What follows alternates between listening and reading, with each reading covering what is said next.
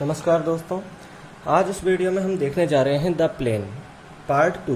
इससे पहले भी मैं द प्लेन पर एक वीडियो अपलोड कर चुका हूं और उस वीडियो में मैं जो प्लेन है उसकी डिफरेंट टाइप ऑफ इक्वेशंस के बारे में मैंने बताया है। इसलिए उस वीडियो को भी आप ज़रूर देख लें, क्योंकि वो वीडियो के अंदर जो कंसेप्ट है वो इस वीडियो में जो मैं पढ़ाऊँगा उसके अंदर भी काफ़ी इम्पोर्टेंट है। तो चलिए शुरू करते हैं। तो यहाँ पर देखिए angle between two planes. Okay, तो देखो यहाँ पर angle between two plane, let theta be the angle between the planes. यहाँ पर देखो थीटा एंगल है बिटवीन दी प्लेन्स। देखो यहाँ पर ये एंगल है a1x plus b1y plus c1z plus d1 is equal to 0। एक प्लेन तो ये है और एक प्लेन ये है a2x plus b2y plus c2z plus d2 is equal to 0। और यहाँ पे बताया गया है कि थीटा इन दोनों प्लेन्स के बीच में एंगल है। जब ऐसा होता है, जब थीटा इन दोनों प्लेन्स के बीच में एंगल होता है, तो यहाँ पर देखो कोस थीटा की वैल्यू क्या मिलती है। a1 a2, a1 यहाँ से लिया है, a2 यहाँ से लिया है, b1 b2, b1 यहाँ से और b2 यहाँ से, c1 c2, c1 यहाँ से लिया है और c2 यहाँ से लिया है, upon root a1 square plus b1 square plus c1 square. यानी जो पहला प्लेन है इसके जो एक्स वाई जेड के कोफिशिएंट्स हैं उनके स्क्वायर का सम और फिर उसका रूट। ठीक इसी तरह सेकंड प्लेन के जो कोफिशिएंट है एक्स वाई जेड के उनके स्क्वायर का सम हो रहा है और रूट हो रहा है। ये फॉर्मूला आपको बिल्कुल याद रखना है, क्योंकि ये काफ़ी इंपॉर्टेंट फॉर्मूला है, प्लेन में काफ़ी ज़्यादा यूज में आता है। ठीक है, अब देखते हैं साइन थीटा का भी इसी तरह फॉर्मूला है, आप ये देख सकते हो। इस फॉर्मूला को भी देखो याद करने की वही इजी ट्रिक है। देखो नीचे तो सेम यही है, वही जो पहला प्लेन है a1 b1 c1 के जो एक कोफिशिएंट है एक्स वाई जेड के, इनका स्क्वायर है और उनका सम हो रहा है और उसके ऊपर रूट लग रहा है। ठीक इसी तरह सेकंड जो प्लेन है, ओके, जो सेकंड प्लेन है उसके कोफिशिएंट है एक्स वाई जेड के, उनके स्क्वायर का सम है और उसके ऊपर रूट लग रहा है। ठीक है, और जो ऊपर है वो देखो ऊपर कैसे हुआ है। यहाँ पर ये a1 b2 कैसे प्राप्त हुआ है, देखो जैसे यहाँ a1 है, यहाँ पे मैं लिख देता हूँ और क्लियर करने के लिए, a1x plus b1y plus c1z plus d1 is equal to 0। ठीक है, और दूसरा प्लेन है a2x plus b2y plus c2z plus d2 is equal to 0। Clear है, तो इस तरह हमको यहाँ पर दिया है। अब यहाँ पर देखो a1 b2 हो रहा है, a1 b2 यानी इसको और इसको मल्टीप्लाई किया है, यहाँ लिख दिया, फिर माइनस कर दिया, और b1 और a2 को मल्टीप्लाई किया है, यहाँ लिख दिया, फिर b1 a2 और उसके ऊपर स्क्वायर लगा दिया, फिर प्लस हो गया। अब यहाँ से शुरू किया है, b1 c2 को मल्टीप्लाई किया है, उसको लिख दिया b1 c2 minus c1 b2 कर दिया। ओके, तो इस तरह यहाँ पर कर दिया और स्क्वायर लगा दिया। अब a1 c2 कैसे प्राप्त हुआ वो भी देख लो। इस a1 को इस c2 से मल्टीप्लाई किया है, नहीं हाँ, a1 को इस c2 से मल्टीप्लाई किया है। ओके, a1 को इस c2 से मल्टीप्लाई किया और यहाँ लिख दिया, माइनस c1 a2 मल्टीप्लाई किया है और यहाँ पर लिख दिया स्क्वायर में।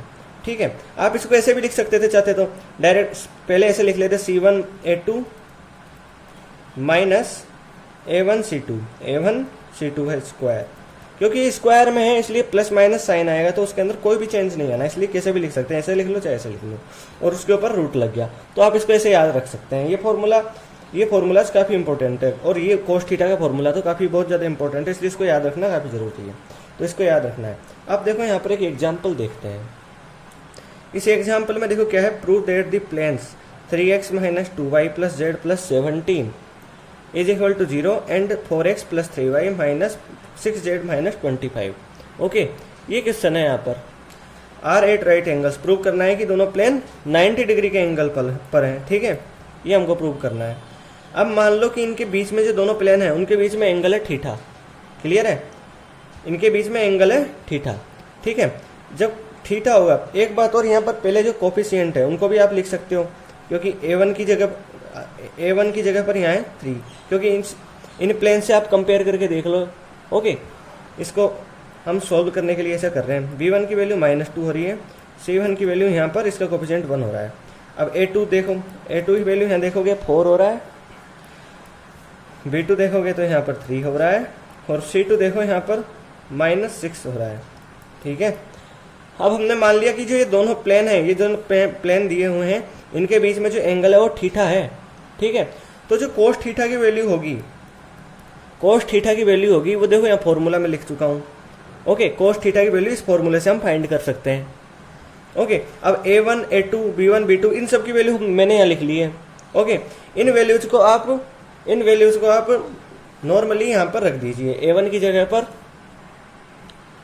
यहाँ A1 की जगह पर 3 लिख देते हैं, A2 की जगह पर 4 लिख देते हैं, फिर यहाँ B1 की जगह पर -2 है, B2 की जगह पर 3 है, C1 की जगह पर रखोगे यहाँ पर तो 1 लिख दोगे, C2 की जगह पर -6 लिख देते हैं।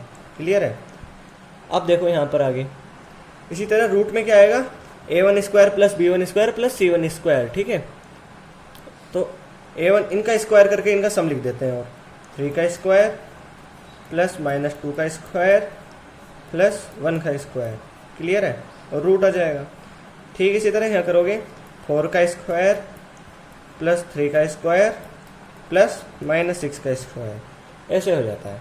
अब इसको आगे सोल्व करते हैं यहाँ पर, तो यहाँ सोल्व करेंगे तो 3 इंटू 4 करेंगे, यहाँ पर 12 हो जाएगा, फिर यहाँ पर -6 आ जाएगा। क्लियर है? फिर यहाँ पर फिर से -6 आ जाएगा, इस तरह आ जाएगा, और अपॉन में हम इसको ही लिख देंगे। लेकिन लिखने के पहले देखो, मैं यहाँ पर देखो, यहाँ पर आप वैल्यू लिखोगे, यहाँ पर 12 -6 होगा तो वो क्या होगा, 0 हो जाएगा। ठीक है, इसलिए यहाँ पर वैल्यू लिखने की जरूरत नहीं, क्योंकि आगे हमको 0 ही मिलेगा। जब न्यूमरेटर में 0 आ गया तो आगे भी हमको 0 ही मिलेगा, तो यहाँ पर 0 हो गया। अब देखो यहाँ पर कोस थीटा की वैल्यू 0 मिल चुकी है। आपको पता होना चाहिए कि कोस थीटा 0 कब होता है, जब थीटा की वैल्यू 90 डिग्री के इक्वल होती है या π/2, तो जो कोस थीटा होता है वो 0 हो जाता है। यानी थीटा की वैल्यू 90 डिग्री आ गई, इसका मतलब ये हुआ कि जो दोनों प्लेन हैं ये राइट एंगल पर हैं। ठीक है, तो यही तो प्रूव करने के लिए कहा था, तो इस तरह हेंस प्रूव, तो इस तरह ये हो गया यहाँ पर। अब आगे हम कुछ कंडीशंस देखेंगे। अब उन कंडीशंस में क्या है कि वो कंडीशन ऐसे होंगी कि दो प्लेन हैं, जब दो प्लेन दिए हों और उनके बीच में जो दोनों प्लेन परपेंडिकुलर हैं या दोनों प्लेन पैरेलल हैं, तो उनके जो कोफिशिएंट है उनके बीच में क्या रिलेशन होगा वो हम यहाँ पर देखेंगे।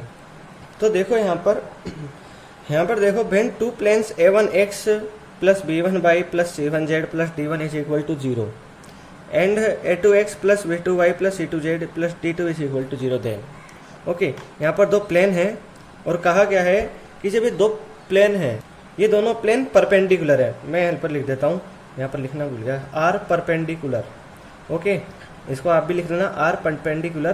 तो ये कंडीशन देखो, जब ये दोनों प्लेन परपेंडिकुलर हो जाते हैं तो यहाँ पर जो इनके कोफिशिएंट है उनके बीच में जो रिलेशन होता है वो ऐसे होता है कि A1 यानी करेस्पॉन्डिंग एलिमेंट्स को मल्टीप्लाई करके हम ऐड कर देते हैं। जैसे यहाँ A1 और A2 को मल्टीप्लाई कर दिया क्योंकि दोनों ही ये x के कोफिशिएंट हैं। ठीक इसी तरह यहाँ y के कोफिशिएंट है B1 B2, इनको मल्टीप्लाई करके लिख दिया और इसमें ऐड कर दिया।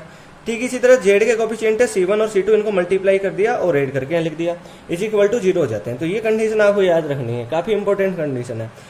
ठीक इसी तरह यहाँ पर देखो, if two planes are parallel, okay, यदि दोनों प्लेन्स पैरेलल हैं तो ये कंडीशन ध्यान रखना, जो इनके करेस्पॉन्डिंग कोफिशिएंट्स हैं उनका जो रेशियो होगा वो इक्वल होगा यहाँ पर। तो ये जो कंडीशंस हैं वो याद होना काफ़ी ज़रूरी है। ठीक है, क्योंकि ये एग्जाम्पल्स में काफ़ी यूज होती है। चलिए अब इससे एक रिलेटेड एग्जाम्पल्स देख लेते हैं। तो देखो यहाँ पर ये एग्जाम्पल है, और एक से एग्जाम्पल में देखो, find the equation of the plane through the points 2 3 1 and -1 1 -7। यानी कोई प्लेन है, हमको उसकी इक्वेशन फाइंड करनी है। अब ये प्लेन यहाँ पर कंडीशन दी हुई है कि जो ये प्लेन है ये इन पॉइंट से पास होता है। ठीक है, इन पॉइंट से पास होता है and perpendicular to the planes. और ये जो प्लेन है दिया हुआ प्लेन, इस वाले प्लेन के x - 2y plus 5z plus 1 is equal to 0 के परपेंडिकुलर है। ये कंडीशन हमको दी हुई है। इन कंडीशन से हम जो प्लेन है, जो यहाँ पर प्लेन है जो इन पॉइंट से पास होता है, उस प्लेन की हम इक्वेशन फाइंड करेंगे। तो चलिए यहाँ पर शुरू करते हैं। तो देखो यहाँ पर पहले तो हम यहाँ पर दो पॉइंट है A 2 3 1 एंड B -1 1 -7। ओके, अब देखो, अब यहाँ पर आप जानते हो कि कोई भी प्लेन, ओके, कोई भी प्लेन हो वो यदि किसी पॉइंट से पास होता है तो उसकी इक्वेशन क्या होती है वो देख लो।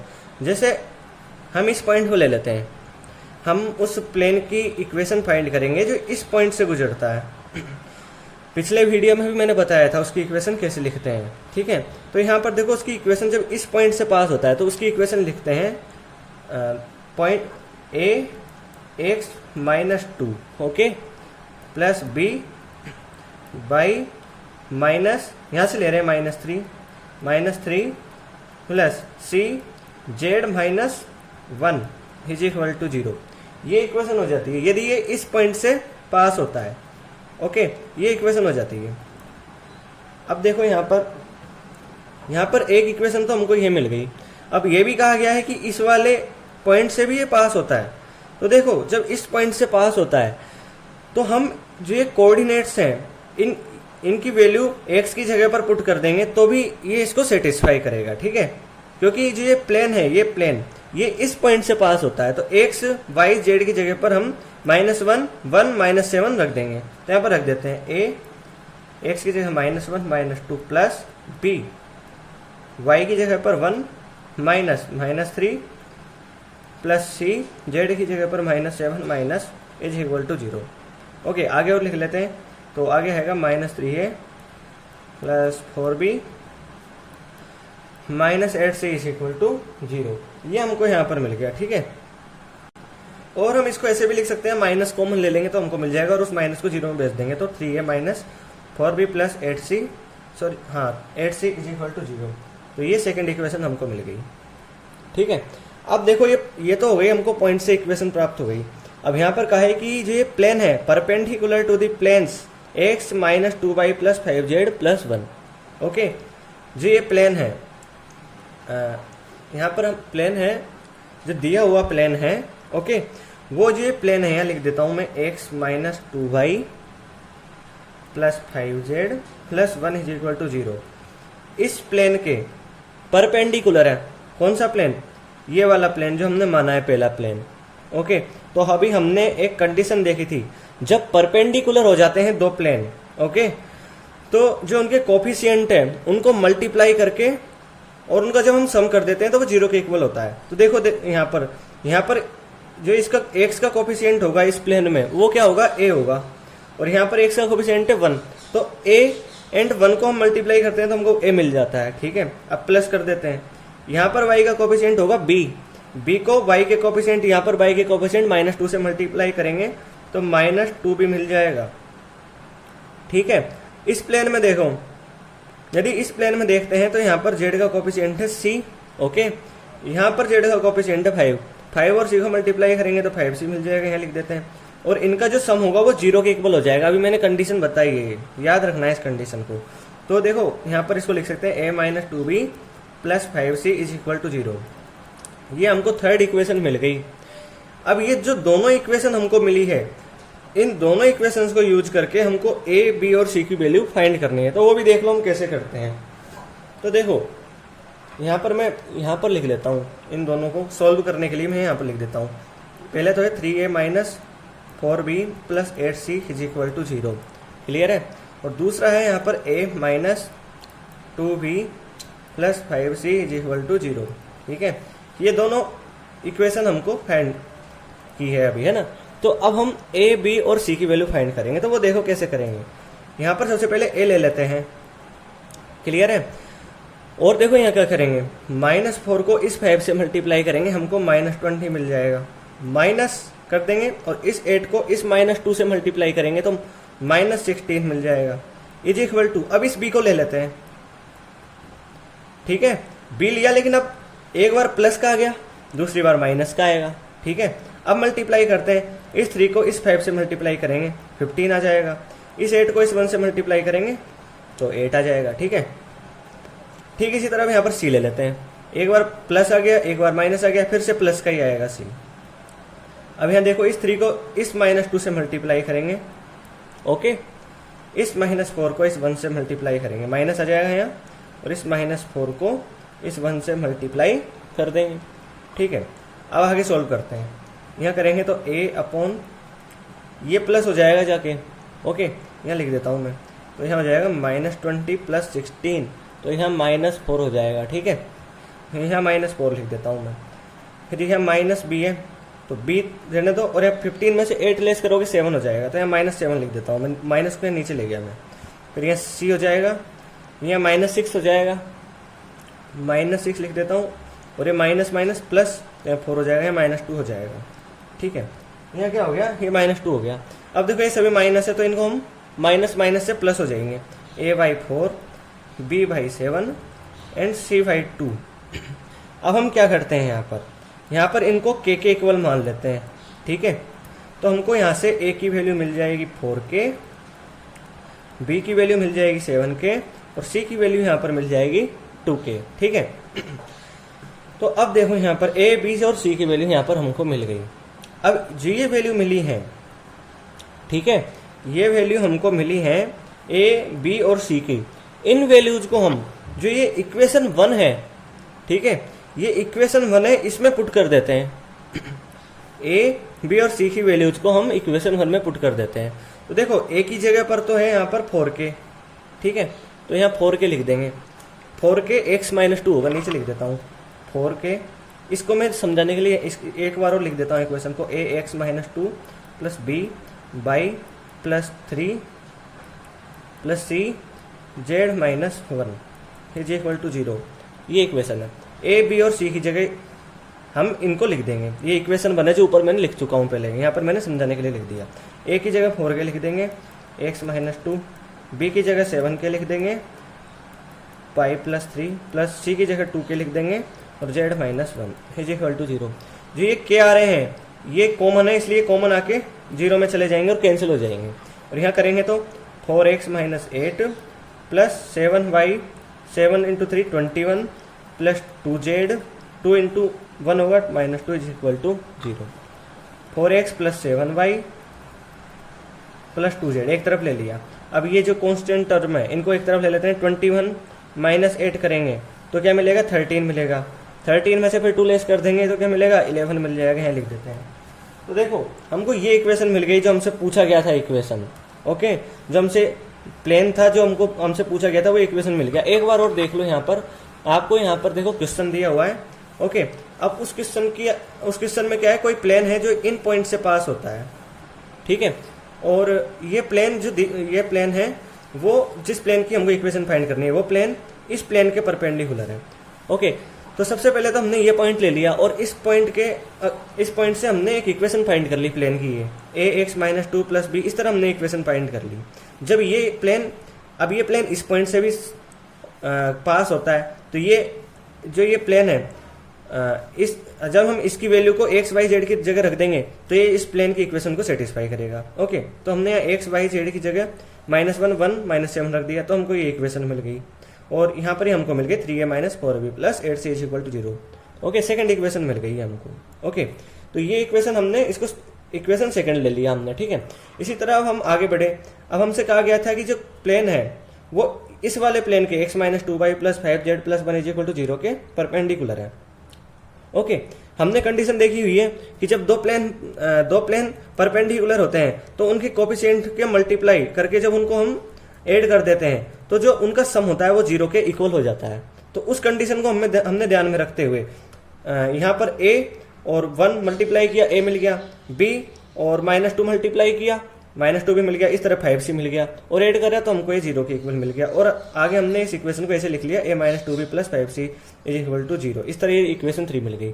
सेकंड इक्वेशन, थर्ड इक्वेशन यहाँ पर हमने लिख लिया, और ये दोनों इक्वेशन से हमने a, b और c की वैल्यू फाइंड की है, ठीक है। यहाँ पर मैंने बता दिया, a ले लिया सबसे पहले तो, ठीक है, -4 और 5 को मल्टीप्लाई कर दिया, -20 मिल गया। फिर 8 और -2 को मल्टीप्लाई किया, -16 मिल गया। ओके, फिर यहाँ पर प्लस है, यहाँ माइनस आ गया, और जो सेम प्रोसेस है वो हमने यहाँ पर करी, सेम प्रोसेस, ठीक है।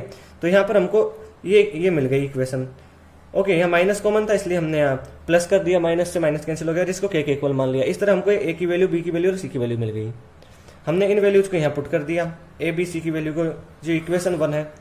ओके, यहाँ पर मैंने इस इक्वेशन को लिख दिया और यहाँ पर a, b, c की वैल्यू को मैंने पुट कर दिया। k कॉमन आ रहा था इसलिए k 0 में चल गया और कैंसिल हो गया और हमको इक्वेशन मिल गई। तो इस तरह हमने इक्वेशन फाइंड कर ली। यदि आपको मेरा ये वीडियो अच्छा लगा हो तो इसको लाइक कीजिए, अपने दोस्तों में शेयर कीजिए और मेरे चैनल को सब्सक्राइब कीजिए। धन्यवाद।